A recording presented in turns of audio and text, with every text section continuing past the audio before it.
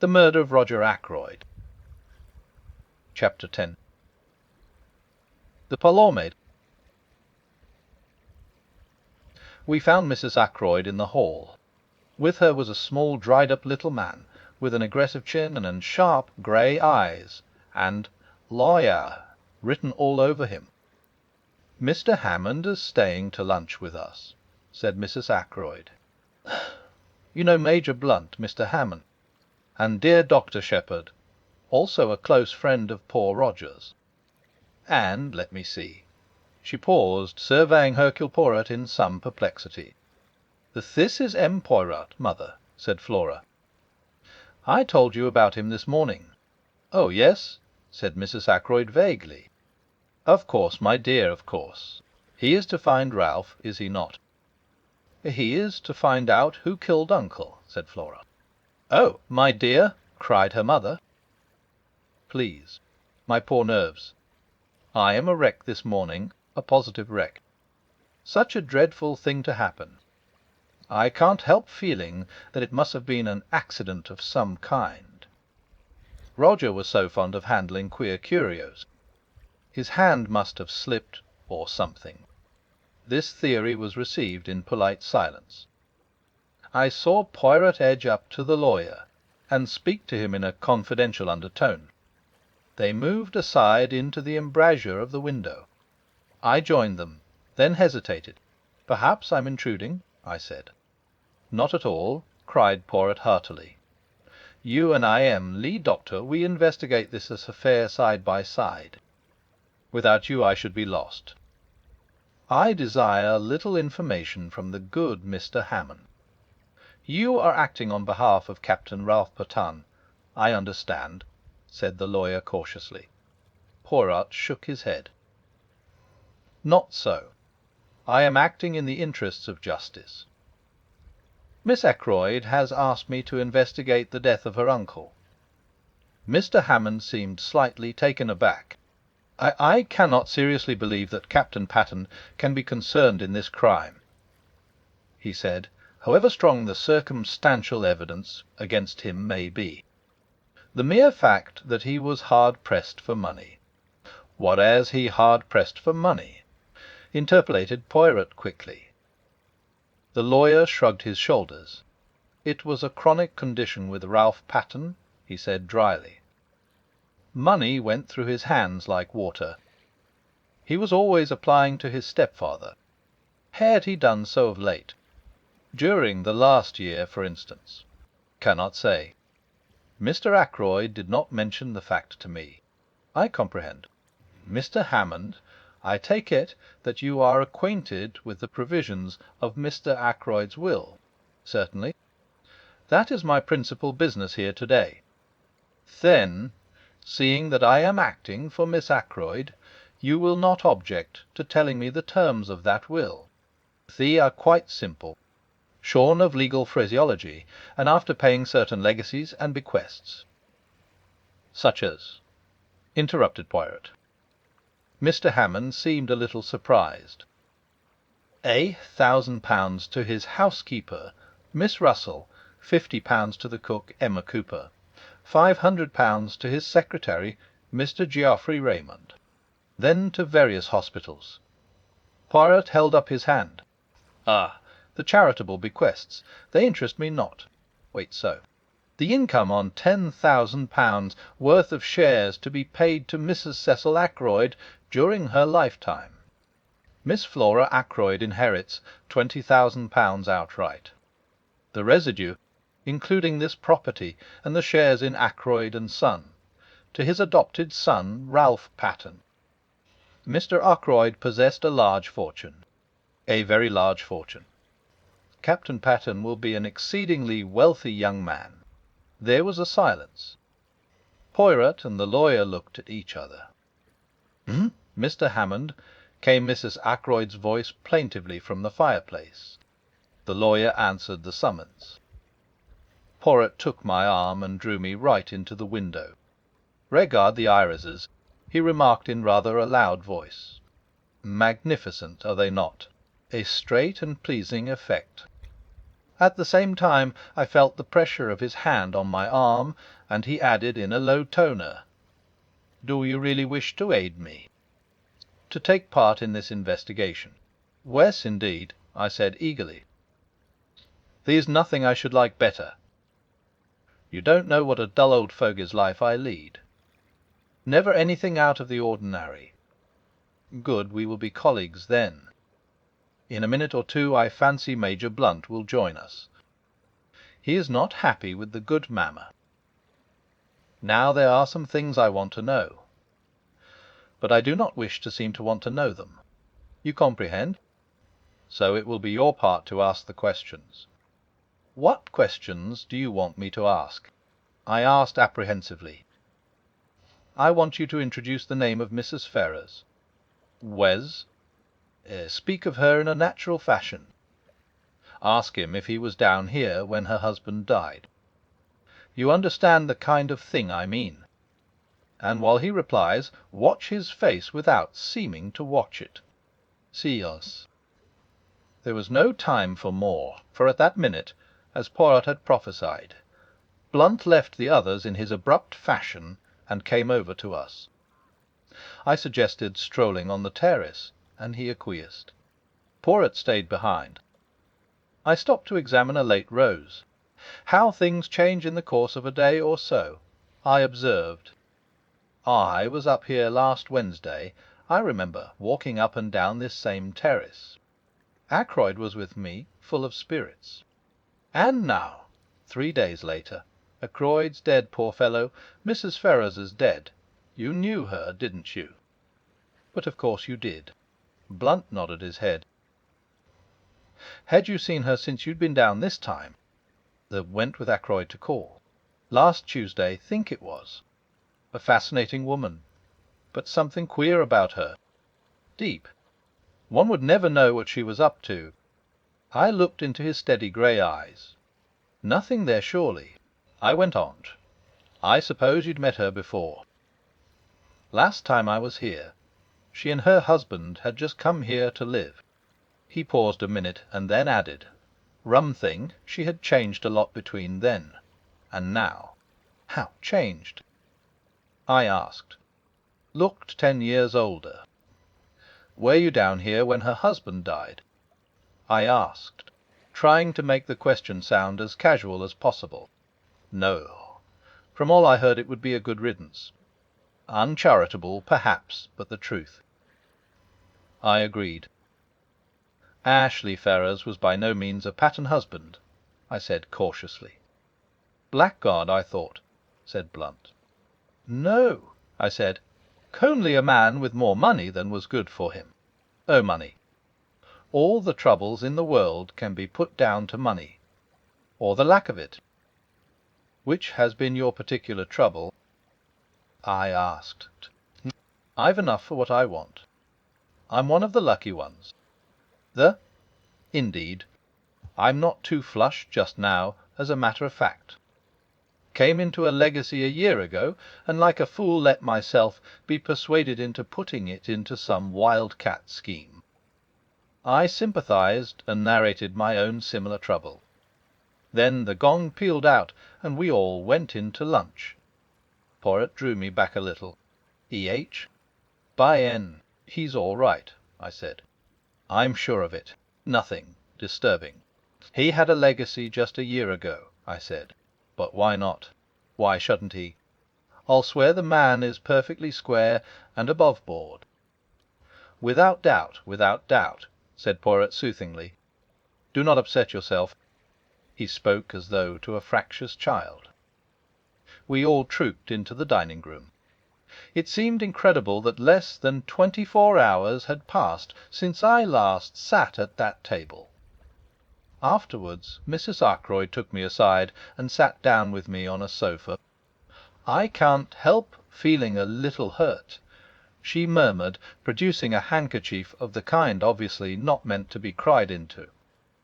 Hurt, I mean, by Roger's lack of confidence in me.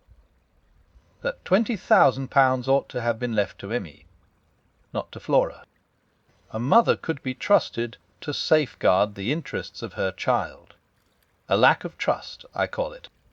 "You forget Mrs. Ackroyd," I said. "Flora was Ackroyd's own niece, a blood relation." "It would have been different had you been his sister instead of his sister-in-law. Is poor Cecil's widow. I think my feelings ought to have been considered," said the lady, touching her eyelashes gingerly with the handkerchief. "But Roger was always most peculiar, not to say about money matters. It has been a most difficult position for both Flora and myself. He did not even give the poor child an allowance. He would pay her bills, you know, and even that with a good deal of reluctance, and asking what she wanted all those fallals for, so like a man. But now I've forgotten what it was I was going to say. Oh, yes, not a penny we could call our own, you know. Flora resented it. Yes, I must say she resented it very strongly, though devoted to her uncle, of course. But any girl would have resented it. Yes, I must say Roger had very strange ideas about money. He wouldn't even buy new face towels, though I told him the old ones were in holes. And then proceeded Mrs. Ackroyd, with a sudden leap highly characteristic of her conversation, to leave all that money, £1,000. Fancy £1,000 to that woman.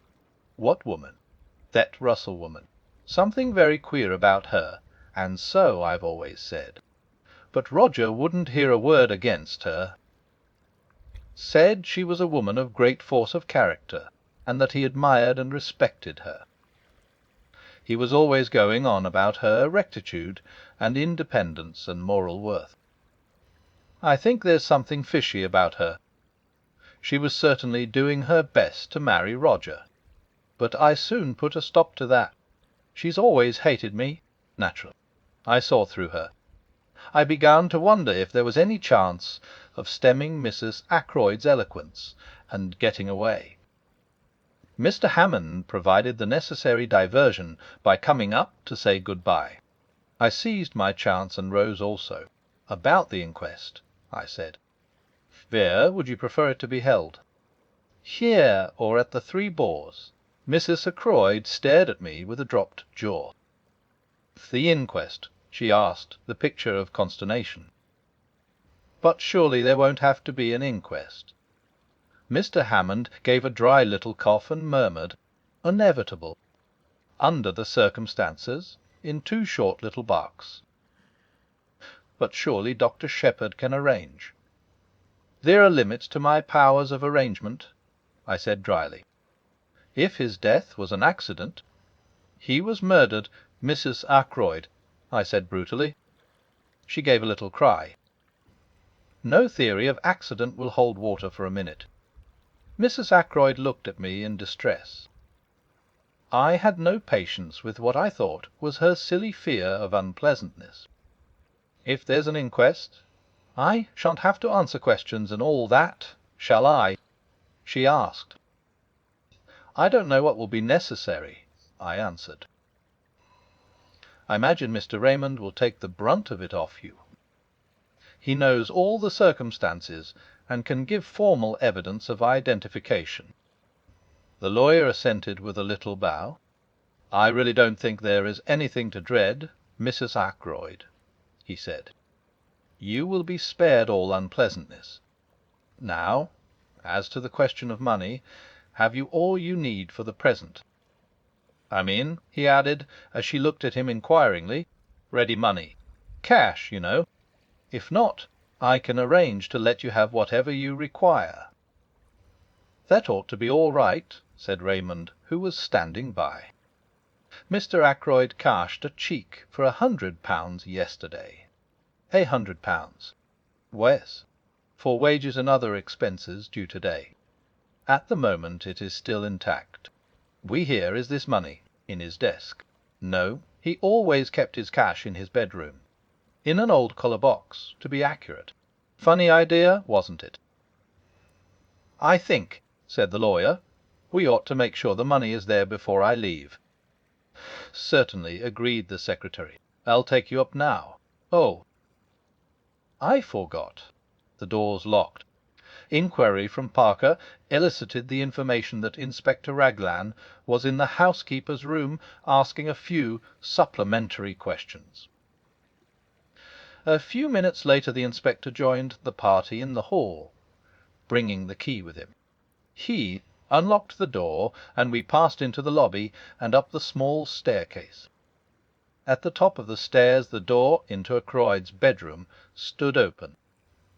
Inside the room it was dark, the curtains were drawn, and the bed was turned down just as it had been last night. The inspector drew the curtains, letting in the sunlight, and Geoffrey Raymond went to the top drawer of a rosewood bureau. He kept his money like that, in an unlocked drawer. Just fancy, commented the inspector. The secretary flushed a little. Mr. Ackroyd had perfect faith in the honesty of all the servants, he said hotly. Oh, quite so, said the inspector hastily. Raymond opened the drawer, took out a round leather collar box from the back of it, and opening it, drew out a thick wallet. Here is the money, he said, taking out a fat roll of notes. You will find the 100 intact. I know, for Mr. Ackroyd put it in the collar box in my presence last night when he was dressing for dinner, and of course it has not been touched since. Mr. Hammond took the roll from him and counted it. He looked up sharply. £100, you said. But there is only 60 here. Raymond stared at him. Impossible, he cried, springing forward. Taking the notes from the other's hand, he counted them aloud. Mr. Hammond had been right. The total amounted to £60. But I can't understand it, cried the secretary, bewildered. Poirot asked a question. You saw Mr. Ackroyd put this money away last night when he was dressing for dinner. You are sure he had not paid away any of it already? I'm sure he hadn't. He even said, he don't want to take £100 down to dinner with me. Too bodgy. Then the affair is very simple, remarked Poirot. Either he paid out that £40 some time last evening, or else it has been stolen. That's the matter in a nutshell, agreed the inspector. He turned to Mrs. Ackroyd. Which of the servants would come in here yesterday evening? I suppose the housemaid would turn down the bed. Who is she? What do you know about her? She's not been here very long, said Mrs. Ackroyd. But she's a nice ordinary country girl. I think we ought to clear this matter up, said the inspector. Mr. Ackroyd paid that money away himself. It may have a bearing on the mystery of the crime. The other servants all right, as far as you know. Oh, I think so. Not missed anything before. No bar. None of them leaving or anything like that. The parlour-maid is leaving. When? She gave notice yesterday, I believe. To you? Oh, no. I have nothing to do with the servants. Miss Russell attends to the household matters. The inspector remained lost in thought for a minute or two.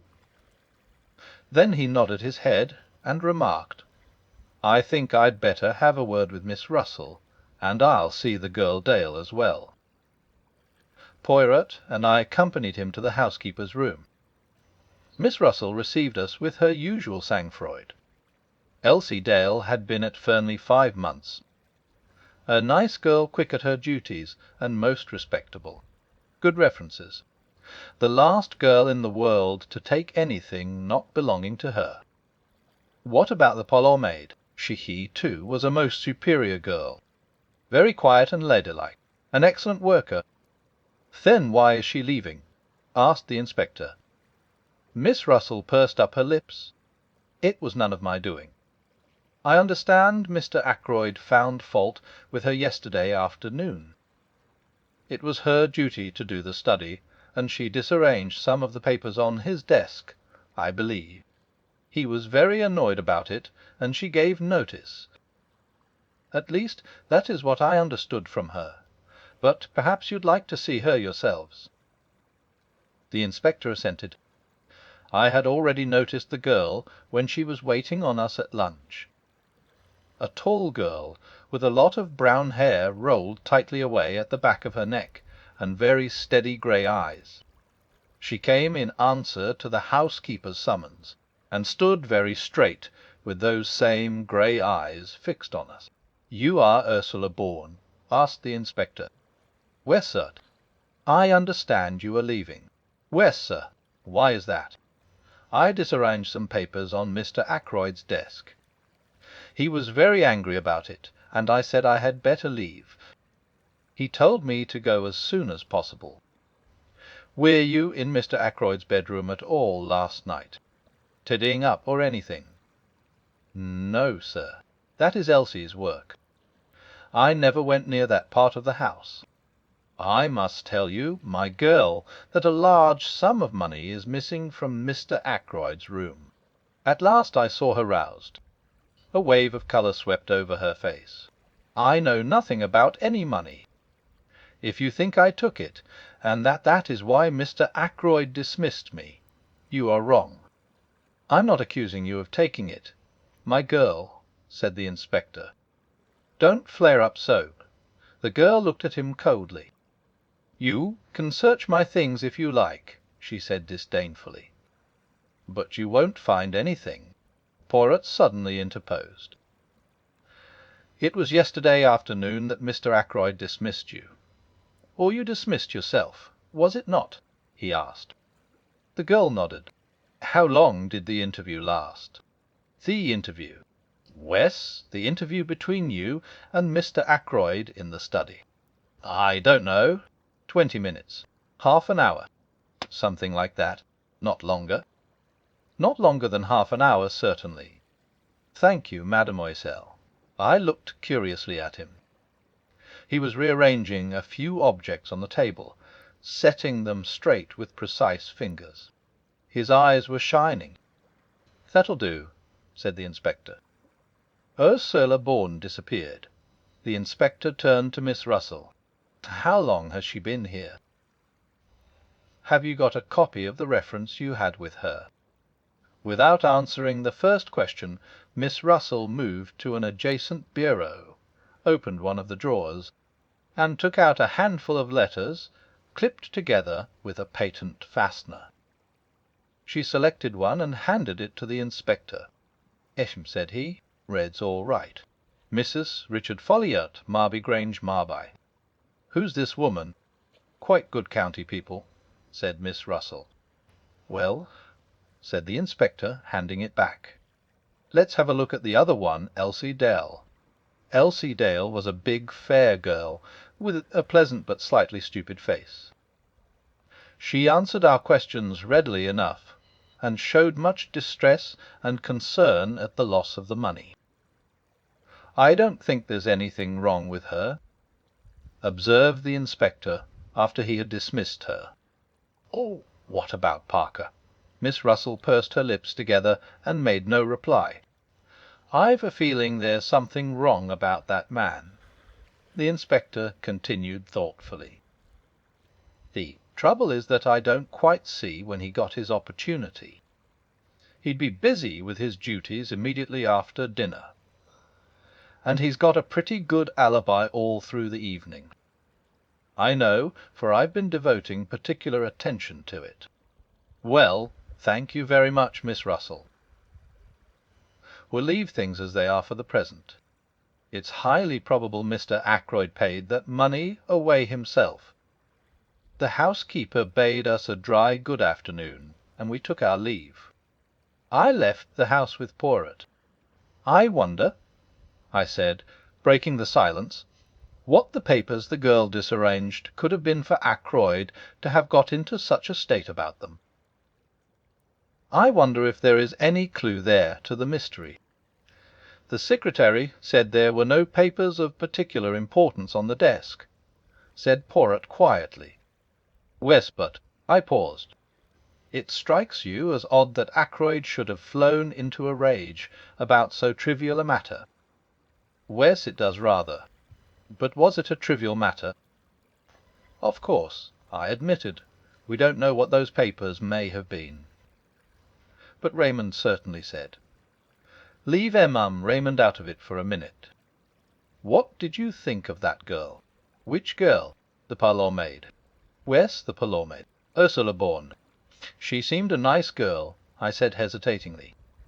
Poirot repeated my words, but whereas I had laid a slight stress on the fourth word, he put it on the second. "She seemed a nice girl, yes." Then, after a minute's silence, he took something from his pocket and handed it to me. "And see, my friend, I will show you something. Look there." The paper he had handed me was that compiled by the inspector and given by him to Poirot that morning. Following the pointing finger, I saw a small cross marked in pencil under the name Ursula Bourne. You may not have noticed it at the time, my good friend, but there was one person on this list whose alibi had no kind of confirmation. Ursula Bourne? You don't think. Dr. Shepherd, I dare to think anything.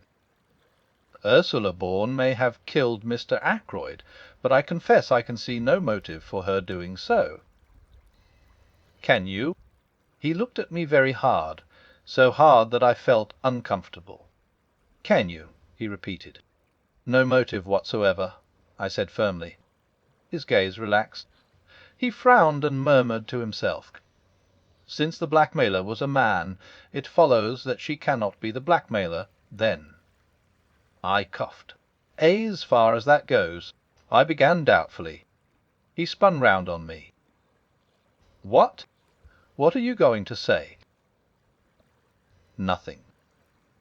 "Nothing. Only that, strictly speaking, Mrs. Ferrars in her letter mentioned a person. She didn't actually specify a man, but we took it for granted, Ackroyd and I, that it was a man." Poirot did not seem to be listening to me. He was muttering to himself again. "But then it is possible after all. Yes, certainly it is possible. But then, I must rearrange my ideas. Method, order, never have I needed them more. Everything must fit in its appointed place. Otherwise I am on the wrong tack." He broke off and whirled round upon me again. "Here is Marby." "It's on the other side of Cranchester." "How far away?" "Oh, 14 miles, perhaps." "Would it be possible for you to go there? Tomorrow, say?" "Tomorrow? Let me see, that's Sunday. Yes, I could arrange it." "What do you want me to do there?" "See this Mrs. Folliot. Find out all you can about Ursula Bourne." "Very well. But I don't much care for the job." "It is not the time to make difficulties.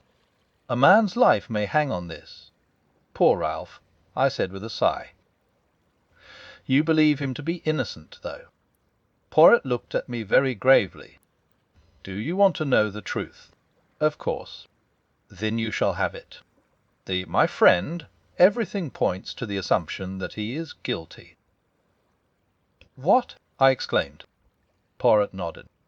"Yes, that stupid inspector, for he is stupid, has everything pointing his way. I seek for the truth, and the truth leads me every time to Ralph Paton. Motive, opportunity, means. But I will leave no stone unturned. I promised Mademoiselle Flora, and she was very sure, that little one, but very sure indeed.